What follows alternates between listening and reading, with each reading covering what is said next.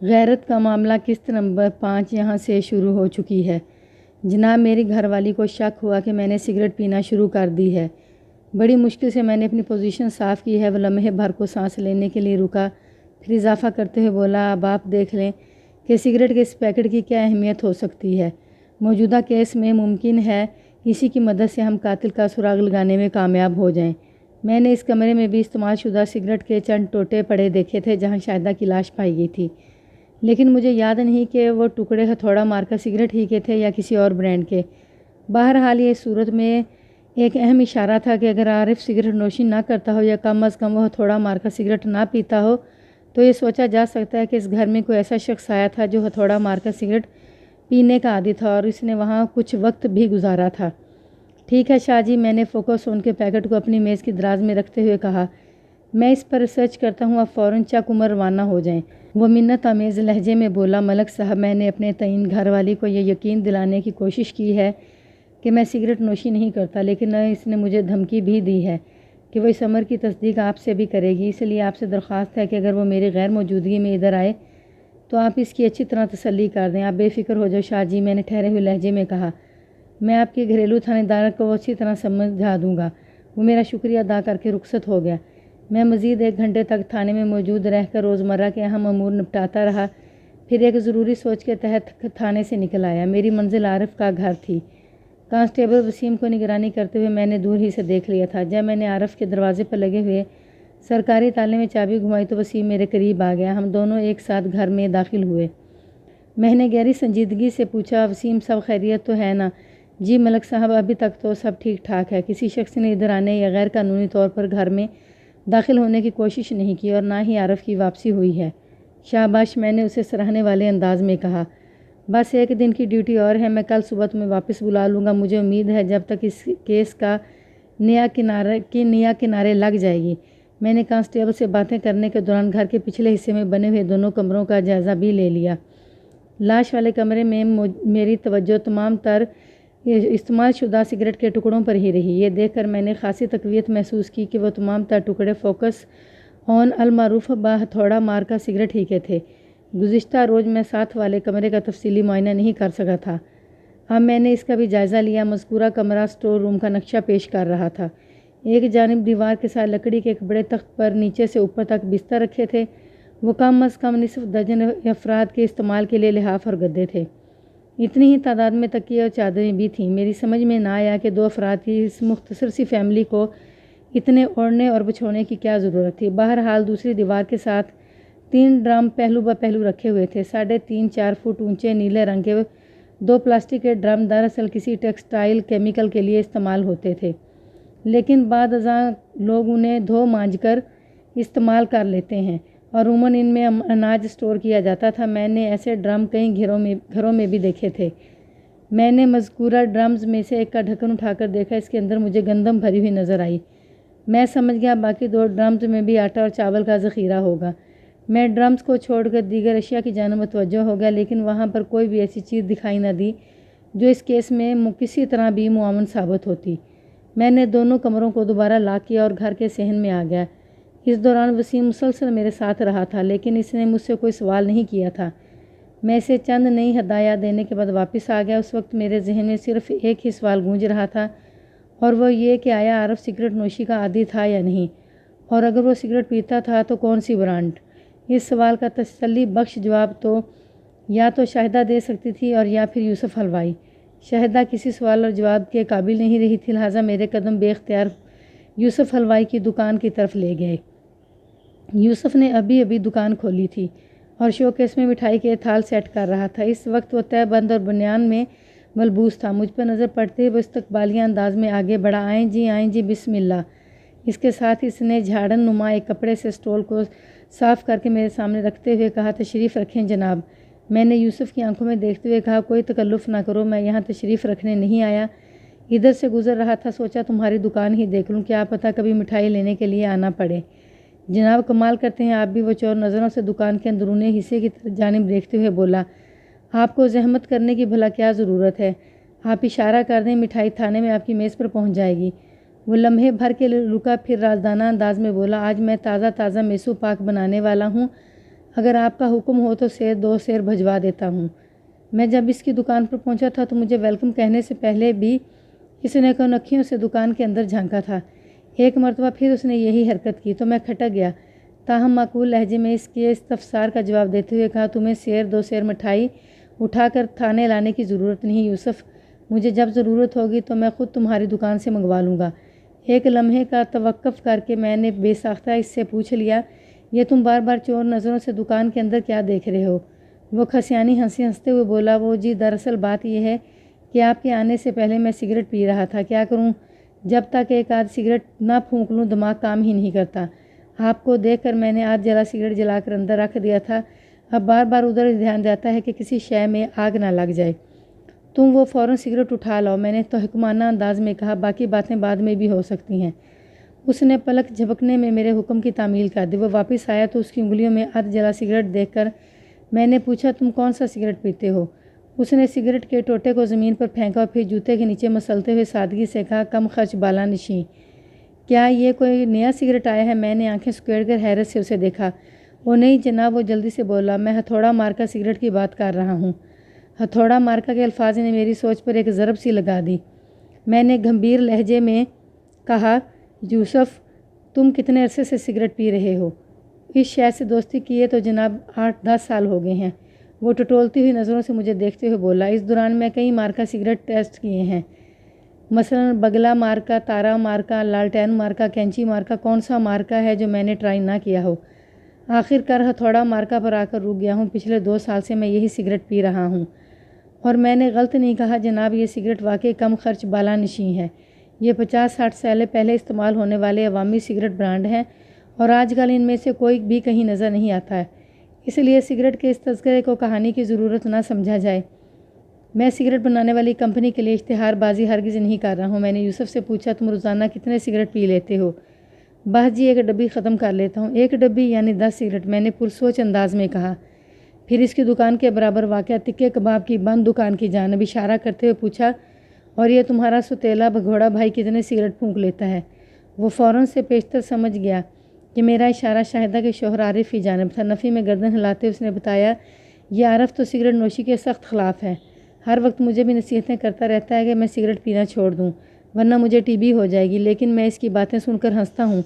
وہ سگریٹ نوشی سے شدید نفرت کرتا ہے، لیکن اس کے باوجود بھی اس کی صحت ماشاءاللہ ہے۔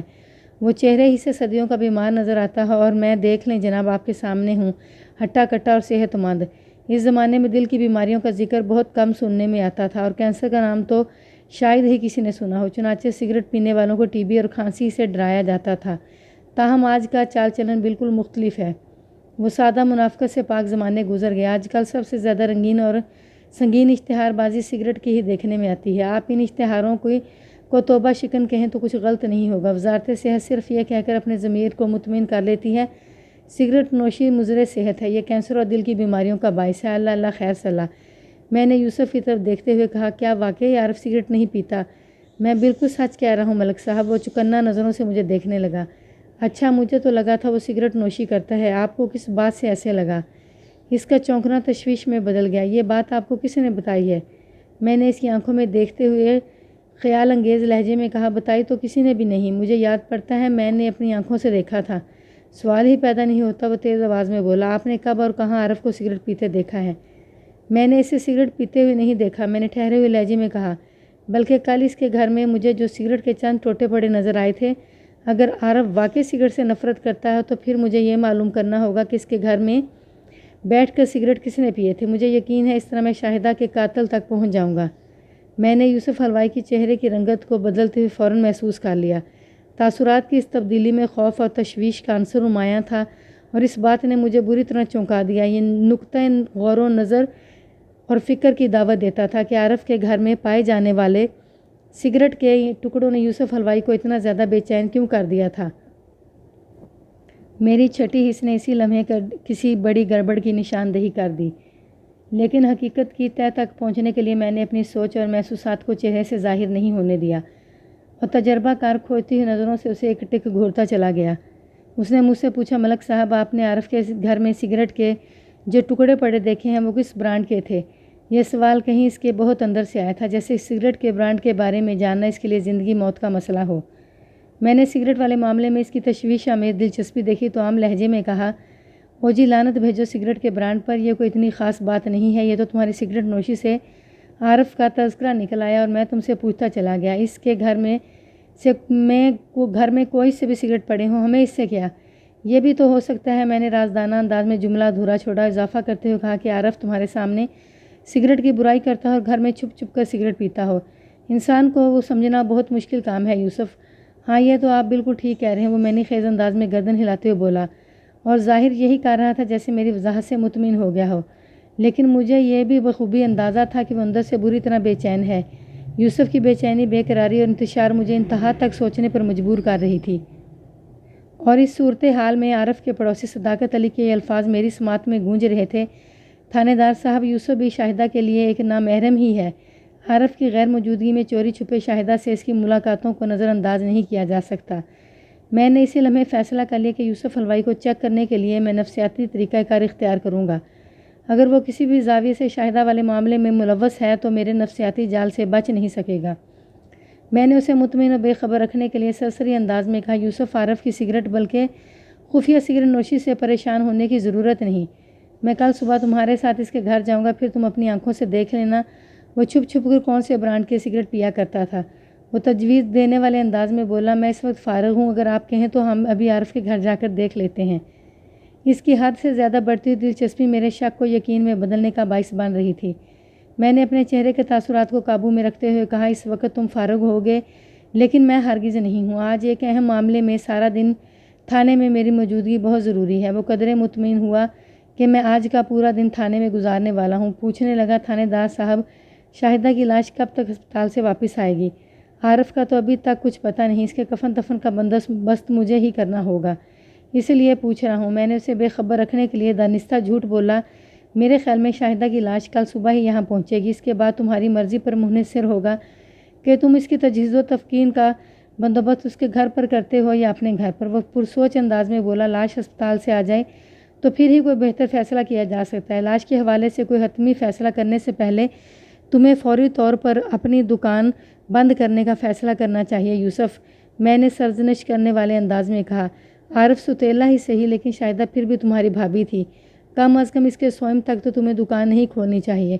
وہ قدرے شرمندہ ہوا، پھر خجالت امیز انداز میں بولا، ٹھیک ہے جناب، میں ان بنی ہوئی مٹھائیوں کو کسی ٹھکانے لگا کر دکان کو تالا لگاتا ہوں، مٹھائیوں کے یہ تھال اسی طرح اگر 3-4 دن تک دکان میں بند رہے تو سب کا ستیہ ناش ہو جائے گا۔ میں اس کی دکان سے نکل کر تھانے کی طرف چل پڑا۔ شام سے تھوڑی دیر پہلے حوالدار نشیر شاہ لوٹ آیا اور آ کر اس نے یہ خبر سنائی، ملک صاحب، داؤد وہاں چک عمر میں الیاس گھومن نامی ایک شخص سے ملنے گیا تھا، لیکن جب میں وہاں پہنچا تو دونوں گاؤں سے نکل چکے تھے۔ گاؤں سے نکل کر وہ کہاں گئے؟ میں نے پوچھا۔ اگر وہ بخت پور کی طرف آئے ہوتے تو یقیناً راستے میں ان سے ملاقات ہو جاتی۔ جناب، مجھے پتہ چلا ہے وہ بدری دال کی طرف گئے ہیں، نصیر شاہ نے بتایا۔ میں نے فیصلہ کن لہجے میں کہا، بدری دال، چک عمر، داؤد کو فی الحال ذہن سے نکال دیں، آپ کو کہیں بھی جانے کی ضرورت نہیں، یہاں بخت پور میں بڑا دلچسپ اور سنسنی خیز ڈرامہ ہونے والا ہے۔ سنسنی خیز ڈرامہ؟ وہ الجھن اور حیرت کے ملے جلے تاثرات سے مجھے دیکھنے لگا۔ میں نے نصیر شاہ کو یوسف حلوائی کے رویے اور اپنے عزائم کے بارے میں تفصیلاً آگاہ کیا۔ پوری بات توجہ سے سننے کے بعد اس نے کہا، ملک صاحب، اس کام کے لیے رات کا انتظار کرنے کی کیا ضرورت ہے؟ میں ابھی سے پکڑ کر لے آتا ہوں، تھوڑی چھترول ہوگی تو خود ہی سب کچھ بک دے گا۔ یہ خیال میرے ذہن میں بھی آیا تھا، میں نے ٹھہرے ہوئے لہجے میں کہا، لیکن رنگے ہاتھوں پکڑنے کا تو مزہ ہی اور ہے، کیا ضروری ہے کہ وہ رات کو عارف کے گھر میں داخل ہو؟ نصیر شاہ نے اعتراض اٹھایا، اگر وہ سگریٹ کے ٹکڑے اس کے لیے جان کا عذاب بن سکتے ہیں تو وہ دن میں کسی بھی وقت وہاں جا سکتا ہے۔ میرے پیشہ ورانہ تجربے کے مطابق اس بات کے امکانات نہ ہونے کے برابر ہیں، میں نے پر اعتماد انداز میں کہا۔ میں نے بڑی اچھی طرح اس کا یقین دلا دیا ہے کہ میں کل صبح سے پہلے عارف کے گھر کا رخ نہیں کروں گا، لہٰذا وہ رات کی تاریکی میں ہی کوئی کارروائی کرے گا۔ ہم پہلے سے گھر کے اندر موجود ہوں گے، لہٰذا وہ رنگے ہاتھوں گرفت میں آ جائے گا۔ اگر وہ حماقت کا ثبوت پیش کرتے ہوئے دن دہاڑے عارف کے گھر میں داخل ہوتا ہے تو وسیم کی نظر سے نہیں بچ سکے گا۔ وسیم کی اطلاع پر اسی صورت میں بھی ہم اسے قابو کر لیں گے۔ پھر ایک بات اور بھی ہے، جب تک شاہدہ کی لاش کے حوالے سے ہسپتال کی جانب سے کوئی اطلاع نہیں آ جاتی مجھے تھانے میں ہی رہنا ہوگا۔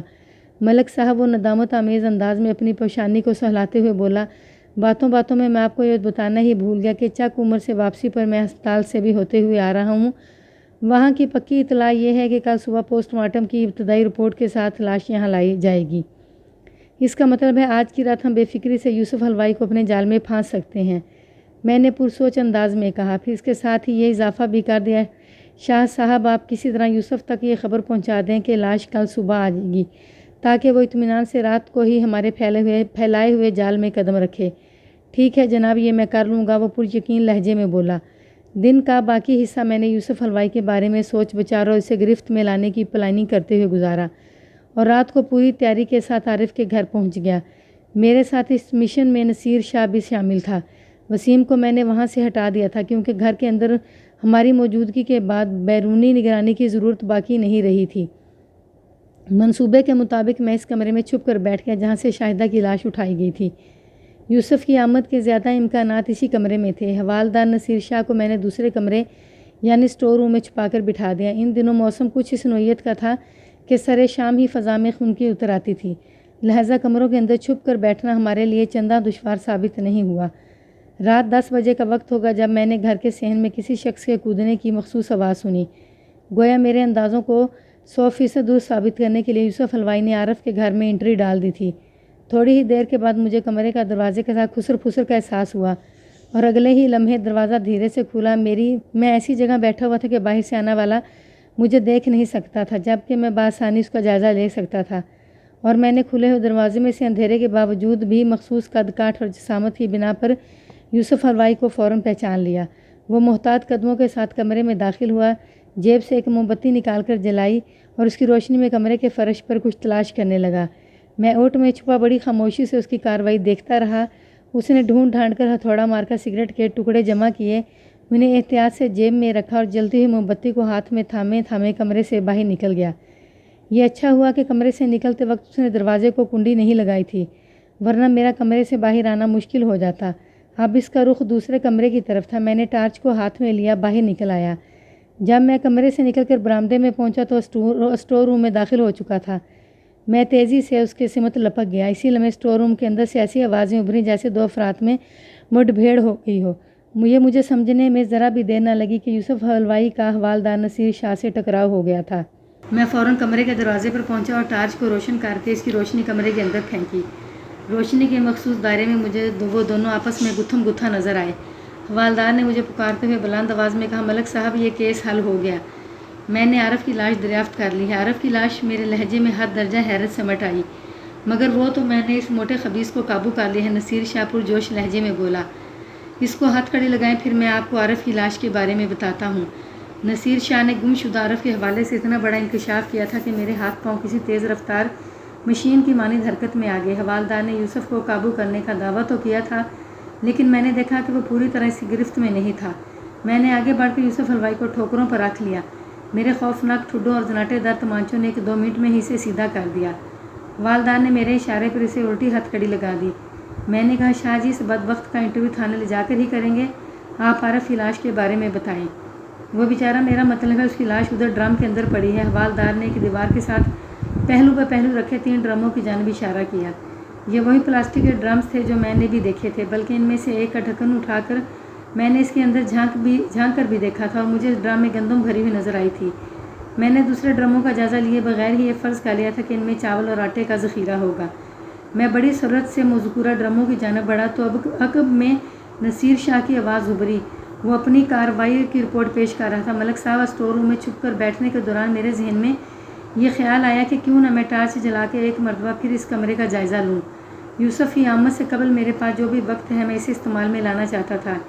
اسی جائزے کے دوران جب میں اناج والے ڈرموں کے پاس پہنچا تو دل میں خواہش پیدا ہوئی، مجھے ان ڈرموں کے اندر جھانک کر دیکھنا چاہیے۔ میں نے پہلے ڈرم کا ڈھکن اٹھا کر اندر ٹارچ کی روشنی پھینکی ہی تھی کہ عارف کی لاش کو وہاں دیکھ کر ششدر رہ گیا۔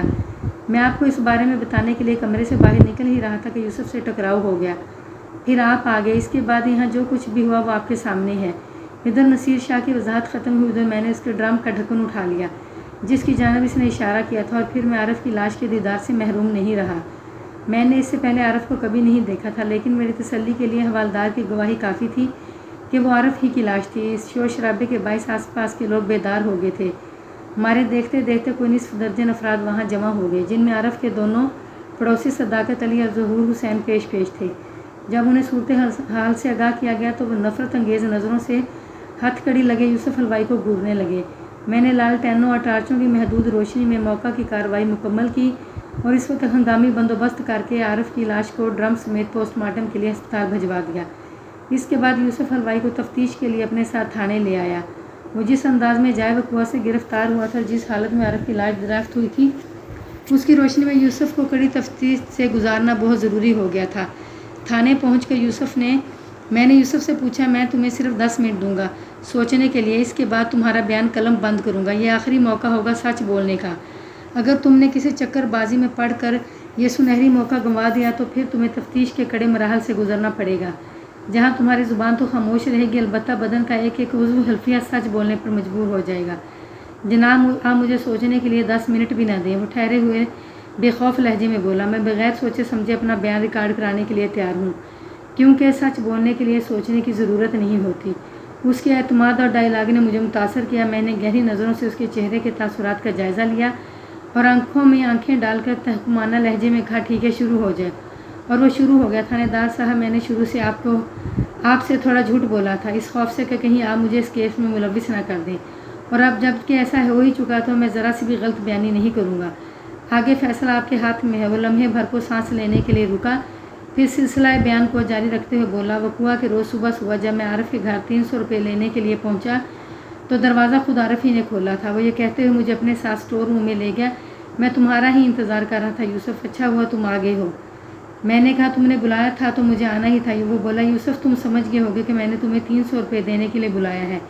میں نے کہا، ہاں، میں تو رقم لینے کے لیے ہی آیا ہوں۔ وہ بولا، رقم کو فی الحال بھول جاؤ، میری بات غور سے سنو۔ میں حیرت بھری نظروں سے اسے دیکھنے لگا۔ وہ غیر جذباتی انداز میں بولا، یوسف، میں نے تم سے کہا تھا نا کہ میں بہت جلد اس شخص کا سراغ لگا لوں گا جو اس بے وفائی کے کھیل میں شاہدہ کا ساتھ دے رہا ہے۔ میں نے جواب دیا، ہاں، تم نے ایسا ہی کہا تھا۔ وہ خطرناک لہجے میں بولا، میں نے سراغ لگا لیا ہے۔ بدقسمتی سے وہ ایک شخص نہیں بلکہ 2 افراد ہیں جو مختلف اوقات میں شاہدہ سے ملنے میرے گھر میں ہی آتے رہتے ہیں۔ میں نے سادگی سے کہا، عارف اگر اپنی مرغی اچھی ہو تو پرائے گھر میں انڈا نہیں دیتی۔ اس نے نفرت آمیز لہجوں سے مجھے گھورا اور بولا، مرغی کو تو میں نے ذبح کر ڈالا ہے، اب وہ کسی پرائے گھر تو کیا اپنے گھر میں بھی انڈا دینے کے قابل نہیں رہی۔ اب ان 2 مرغوں کے ذبح ہونے کی باری ہے جو بے وفائی کے کھیل میں اس کا ساتھ دے رہے تھے۔ میں نے ڈرتے ڈرتے پوچھا، وہ دونوں افراد ہیں کون؟ اس نے سنسناتے ہوئے لہجے میں جواب دیا، ایک شخص کا نام ہے داؤد، اس کی باری آخر میں آئے گی۔ شاہدہ کے بعد دوسرے شخص کو حلال ہونا ہے اور اس وقت میرے سامنے کھڑا ہے، یعنی یوسف تم۔ میں نے گھبرا کر کہا، عارف تمہیں کوئی شدید قسم کی غلط فہمی ہوئی ہے۔ اس نے کوئی جواب دینے کی بجائے ڈرم کے اوپر رکھی ہوئی بڑی سی چھری اٹھا لی اور بڑے وحشیانہ انداز میں مجھ پر حملہ آور ہوا۔ اس موقع پر اگر میں پھرتی کا مظاہرہ نہ کرتا تو شاید میں بیان دینے کے لیے آج زندہ نہ ہوتا۔ اس نے لمحاتی توقف کیا، ایک جھرجھری لی اور اپنی بات کو آگے بڑھاتے ہوئے بولا، میں نے بڑی ہوشیاری سے اس کا وار خالی کر دیا اور اس کے ساتھ ہی اسے ایک زوردار دھکا مارا۔ ادھر نہ تمام میرے دھکے کی تاب نہ لاتے ہوئے سامنے والی دیوار سے ٹکرایا اور اگلے ہی لمحے کسی مردہ چھپکلی کی طرح زمین بوس ہو گیا۔ جب کئی منٹ گزر جانے کے بعد بھی اس کے جسم میں کوئی حرکت پیدا نہ ہوئی تو میں قریب جا کر اس کا جائزہ لیا اور اس لمحے یہ خوفناک انکشاف ہوا کہ وہ زندہ نہیں۔ اس کی سانس رک گئی تھی۔ جب کچھ بھی میری سمجھ میں نہیں آ رہا تھا تو میں نے بے حس و حرکت عارف کو اٹھا کر ایک خالی ڈرم میں ٹھونس دیا اور اوپر سے ڈھکنا بند کر دیا۔ شاید اس کا سر دیوار کے ساتھ اتنی شدت سے ٹکرایا تھا کہ پلک جھپکتے میں اس کی موت واقع ہو گئی۔ وہ اتنا بتا کر خاموش ہوا تو میں نے پوچھا، یہ بات سمجھ میں آتی ہے کہ عارف کو ڈرم میں ٹھونسنے کے دوران تمہاری جیب میں سے ہتھوڑا مار کر سگریٹ کی ڈبیاں گر گئی ہوگی، لیکن لاش والے کمرے میں استعمال شدہ سگریٹوں کے جو ٹوٹے پائے گئے ہیں ان سے ظاہر ہوتا ہے کہ تم نے کچھ وقت وہاں گزارا تھا۔ تم اس حقیقت سے انکار نہیں کر سکتے کیونکہ ابھی تھوڑی دیر پہلے تم نے جائے وقوع سے سگریٹوں کے ٹوٹے چن کر اپنی جیب میں ڈالے تھے تاکہ تمہاری وہاں موجودگی کے اثار باقی نہ رہیں، اور میں سمجھ رہا ہوں صبح تمہاری دکان پر ہمارے درمیان سگریٹ نوشی پر جو میری خیز گفتگو ہوئی تھی اسی کا نتیجہ ہے۔ آپ کا اندازہ بالکل درست ہے جناب۔ وہ اس بات میں گردن ہلاتے ہوئے بولا، میں آپ کی باتیں سن کر واقعی گھبرا گیا تھا۔ یہ سچ ہے کہ عارف کے بے حس و حرکت جسم کو ڈرم میں ٹھونسنے کے بعد میں نے ساتھ والے کمرے میں بیٹھ گیا تھا اور وہاں بستر پر مجھے شاہدہ کی گردن کٹی لاش نظر آئی۔ عارف نے غلط نہیں کہا تھا، اس نے اپنی بیوی کو واقعی کسی مرغی کی مانند ذبح کر ڈالا تھا۔ سارا بستر خون آلود ہو رہا تھا۔ میں شاہدہ کی لاش کے پاس ٹہلتے ہوئے اضطراری انداز میں سگریٹ پھونکتا رہا، یہ سوچتا رہا کہ ان حالات میں مجھے کیا کرنا چاہیے۔ تھوڑی دیر کے بعد میری سمجھ میں ایک کہانی آئی، وہی کہانی جو میں نے شروع میں آپ کو سنائی تھی۔ وہ ذرا دیر کو رکا، ایک گہری سانس خارج کی اور مزید بتانے لگا۔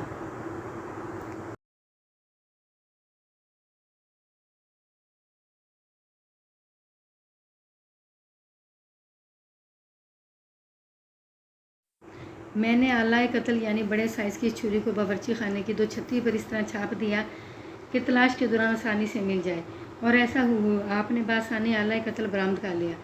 ابتدا میں سب کچھ میرے حق میں ہو رہا تھا۔ میں نے ہنگامی حالات میں عارف کی لاش کو اناج والے ڈرم میں ٹھونس دیا اور فوری طور پر دریافت ناہوس کی۔ یہی سمجھا گیا کہ عارف اپنی بیوی کو قتل کر کے کہیں فرار ہو گیا ہے۔ میں نے اپنے طور پر یہ سوچ رکھا تھا کہ شاہدہ کے کفن دفن کے بعد جب یہ معاملہ ٹھنڈا پڑ جائے گا تو میں عارف کی لاش کو خاموشی سے ٹھکانے لگا دوں گا۔ یہ کام میرے لیے بہت ہی آسان ثابت ہوتا، کیونکہ ان دونوں کا قریب ترین رشتہ دار میں ہی تھا۔ ان کا گھر میرے قبضے میں آنا ایک سیدھی سی بات تھی، لیکن وہ لمحے بھر کو رکا اور پھر مایوسی سے گردن ہلائی اور شکستہ لہجے میں بولا، آپ نے میری دکان پر آ کر جب سگریٹ نوشی کے بارے میں بات کی اور بتایا کہ جائے وقوع سے ہتھوڑا مارکا برانڈ کا سگریٹ ملے ہیں تو میں تشویش میں مبتلا ہو گیا۔ میں نے فیصلہ کیا کہ آج ہی رات کو مجھے ہر کام نپٹا دینا چاہیے۔ مجھے کیا پتا تھا کہ آپ دھاک لگائے بیٹھے ہیں۔ وہ اپنا تفصیلی بیان دینے کے بعد خاموش ہوا تو میں نے تنبیہی لہجے میں کہا، یوسف، تم نے جو بیان دیا ہے اس کی تصدیق پوسٹ مارٹم رپورٹ ہی کر سکے گی۔ لیکن جناب، عارف کی موت میں میرا کوئی ہاتھ نہیں۔ وہ میری بات مکمل ہونے سے پہلے ہی بول پڑا۔ میں نے اپنی جان بچانے کے لیے اسے دھکا دیا تھا۔ مجھے کیا پتا تھا کہ وہ اتنی شدت سے دیوار کے ساتھ جا ٹکرائے گا کہ اس کی موت واقع ہو جائے گی۔ وہ کیا کہتے ہیں جناب، حفاظت خود اختیاری۔ وہ جو کچھ بھی کہتے ہیں مجھے اچھی طرح معلوم ہے، میں نے ڈانٹ سے مشابہ لہجے میں کہا۔ عارف کی پوسٹ مارٹم رپورٹ سب کچھ کھول کر بیان کر دے گی۔ اگر تم نے واقعی اپنی جان بچانے کے لیے اسے دھکا دیا تھا اور اس دھکے کے نتیجے میں اس کی موت واقع ہوئی ہے تو یہ بات چھپی نہیں رہے گی، اور اس صورت میں ظاہر ہے تم بے قصور قرار پاؤ گے۔ لیکن اس سے پہلے اس بات کا فیصلہ کیا جائے گا کہ عارف کا تم پر شک درست تھا یا غلط۔ تم میری بات سمجھ رہے ہو نا؟ وہ اس بات میں گردن ہلاتے ہوئے بولا، جی میں اچھی طرح سمجھ رہا ہوں، لیکن ایسی کوئی بات نہیں تھی جناب۔ میں 2-4 مرتبہ تو عارف ہی کے بھیجنے پر اس کے گھر گیا تھا، یا پھر آخری چند دنوں میں وہاں جانے کا اتفاق ہوا ہے، وہ بھی شاہدہ کو سمجھانے کے لیے کہ وہ اپنی حرکتوں سے باز آ جائے۔ میں نے اسے عارف کے خطرناک عزائم سے بھی آگاہ کیا تھا، لیکن افسوس کہ اس کی بات سمجھ میں نہیں آئی۔ میں نے پوچھا، کیا شاہدہ نے داؤد کے حوالے سے اپنی غلطی کا اقرار کیا تھا؟ نہیں جناب، وہ تو سرے سے انکاری تھی، اس نے جواب دیا، اسی لیے میری بات کا بھی اس پر کوئی اثر نہیں پڑا۔ لیکن جہاں تک عارف کا مجھ پر شک کا تعلق ہے تو میں حیران ہوں کہ اس کی غلط فہمی تھی۔ میں ایسا بندہ نہیں ہوں جناب۔ ٹھیک ہے، میں نے حتمی لہجے میں کہا، داؤد کی باتیں میں داؤد سے ہی کروں گا، اور جب تک دونوں میاں بیوی کی پوسٹ مارٹم رپورٹس نہیں آئیں گی تم سرکاری مہمان نوازی کا لطف اٹھاؤ گے۔ مہمان نوازی؟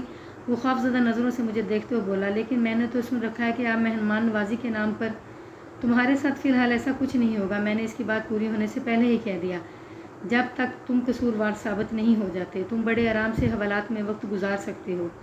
وہ بے حد مطمئن اور پرسکون نظر آنے لگا۔ میں نے عارف کی لاش کو ہسپتال بھجواتے وقت خصوصی ہدایت کر دی تھی کہ اس کی پوسٹ مارٹم رپورٹ شاہدہ کی رپورٹ کے ساتھ ہی بھیج دی جائے۔ اس ہدایت کی روشنی میں انہوں نے عارف کا پوسٹ مارٹم ہنگامی بنیادوں پر کرنا تھا۔ آئندہ روز دوپہر کے بعد شاہدہ اور عارف کی پوسٹ مارٹم شدہ لاشیں ابتدائی رپورٹس کے ساتھ آ گئیں۔ میں نے نہایت ہی باریک بینی سے باری باری دونوں رپورٹس کا مطالبہ کیا۔ شاہدہ کی رپورٹ کے مطابق اس کی موت 8 اکتوبر کی صبح 4 اور 5 بجے کے دوران واقع ہوئی تھی۔ اسے حالت نیند میں شاہراہ کاٹ کر موت کے گھاٹ اتارا گیا تھا۔ عارف کی پوسٹ مارٹم رپورٹ اس کی موت کا وقت 7 اور 8 بجے کے درمیان بتاتی تھی، اور موت کا سبب کن پٹی اور سر میں لگنے والی شدت کی چوٹیں تھیں۔ یہ مہلک چوٹیں اس کے لیے جان لیوا ثابت ہوئی تھیں۔ پوسٹ مارٹم کی رپورٹس کی روشنی میں یوسف حلوائی کا بیان درست نظر آتا تھا، لہذا میں نے اسے چھوڑ دیا اور تنبیہی انداز میں کہا، یوسف، عارف اور شاہدہ کے رشتہ داروں میں سے تم ایک ہی باقی ہو، اسی لیے ان کے کفن دفن کا بندوبست کرنا بھی تمہاری ہی ذمہ داری ہے۔ لیکن ایک بات ذہن میں رکھنا کہ ابھی اس کیس کی تفتیش مکمل نہیں ہوئی۔ جب تک داؤد میرے ہتھے نہیں چڑھ جاتا تم بختپور سے باہر کہیں نہیں جاؤ گے، اور اگر جانا بہت ہی ضروری ہو تو تم پیشگی مجھے مطلع کرو گے۔ ٹھیک ہے جناب، میں آپ کے حکم کی تعمیل کروں گا، اس نے بڑی فرما برداری سے کہا۔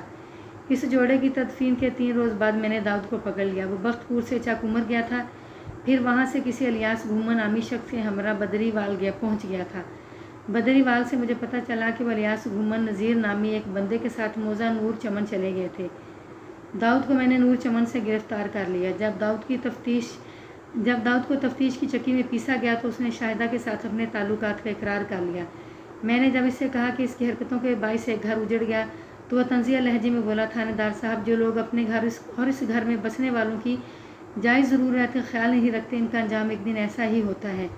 اس غیرت بندے کو بہت دیر سے ہوش آیا۔ میں نے داؤد کے منہ پر ایک سناٹے دار تھپڑ رسید کیا اور غصیلے لہجے میں کہا، عارف ایک اتفاقی حادثے میں چال بسا، ورنہ شاہدہ کے بعد تمہارا نمبر تھا۔ وہ تمہیں کسی قیمت پر چھوڑنے والا نہیں تھا، اور جہاں تک اس امر کا تعلق ہے وہ غیرت مند تھا، اس بات کا فیصلہ تو بعد میں ہوگا، لیکن فی الحال میں تمہارا منہ بند کرنے کا بندوبست کرتا ہوں۔ بدبخت انسان! یہ بات سامنے آ گئی تھی کہ داؤد کا براہ راست ان دونوں میاں بیوی کی موت سے کوئی تعلق نہیں تھا، لیکن بہرحال اس حقیقت سے بھی انکار ممکن نہیں تھا کہ عارف نے جو سنگین قدم اٹھایا تھا اس کا محرک بھی شیطان داؤد ہی بنا تھا۔ عارف کو اپنی بیوی کی بے وفائی کے حوالے سے داؤد اور یوسف حلوائی پر شک تھا۔ عارف کے پڑوسی صداقت علی نے بھی کچھ اسی قسم کے شکوک و شبہات کا اظہار کیا تھا۔ میری پوچھ تاچھ کے نتیجے میں یوسف نے اپنی صفائی پیش کر دی تھی، البتہ داؤد کے اقبال جرم نے مجھے اس کے خلاف کارروائی کا موقع فراہم کر دیا تھا۔ داؤد اس علاقے کا ایک سکہ بند گنڈا تھا اور مخلوق خدا اس کے شر سے بڑی پریشان تھی۔ تفتیش کے دوران اس نے اپنے بہت سے کارناموں کا اعتراف بھی کیا تھا، ویسے وہ کسی بھی طور پر نظر انداز نہیں کیا جا سکتا تھا، لہٰذا اس کی اصلاح اور لوگوں کے سکون اور آرام کے لیے میں نے اسے کچھ عرصے کے لیے جیل بھیج دیا۔ عارف ایک غیرت مند انسان تھا یا غیرت بند، اس کا فیصلہ کرنا زیادہ مشکل نہیں، البتہ داؤد گنڈے کے یہ الفاظ بہت اہمیت کے حامل ہیں۔ جو لوگ اپنے گھر اور گھر میں بسنے والوں کی جائز ضروریات کا خیال نہیں رکھتے، ان کا انجام ایک دن ایسے ہی ہوتا ہے۔ عارف شاہدہ کی جائز ضروریات پوری کرنے میں ناکام تھا، اور شاہدہ کی بے راہ روی میں اس محرومی نے سب سے خطرناک کردار ادا کیا تھا۔ تو پلیز ہمارے چینل کو سبسکرائب کریں، لائک کریں اور شیئر کریں۔